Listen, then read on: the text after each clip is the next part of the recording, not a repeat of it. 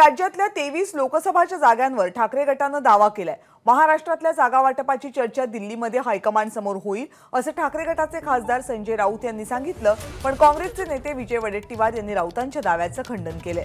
महाविकास आघाडीच्या जागा वाटपाबाबत अद्याप निर्णय झालेला नाही। जागा वाटपाबाबत हायकमांड निर्णय घेतील असं वडेट्टीवारांनी म्हटलंय। जागा वाटपाची चर्चा महाराष्ट्रातील ही महाराष्ट्रात होणार नसून ती दिल्लीमध्ये होईल आणि हायकमांड समोर होईल। आम्ही 23 जागा लढवतो हे आम्ही दिल्लीच्या काँग्रेसच्या नेत्यांना स्पष्ट सांगितलेलं आहे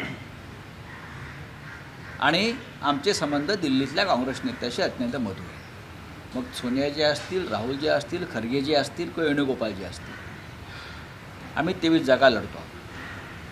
प्रकाश आंबेडकर यांच्याशी चर्चा अंतिम टप्प्यात आलेली आहे आणि प्रकाश आंबेडकर या महाविकास आघाडीचे आणि इंडिया आघाडीचे घटक असावेत याविषयी आमची दिल्लीमध्ये सविस्तर चर्चा झालेली आहे। आम्ही 23 जागा लढणार। नाही, हा जो वाद तुम्ही किती लढणार, आम्ही किती लढणार, हा वादाचा मुद्दा होऊ शकत नाही।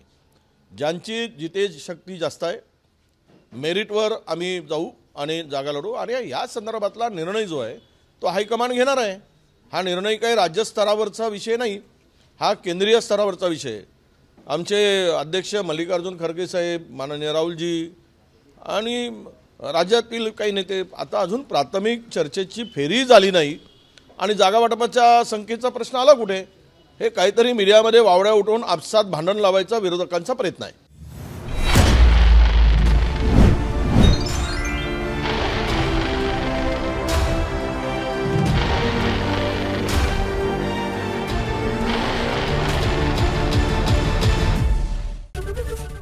एबीपी माझा, उघडा डोळे बघा नीट।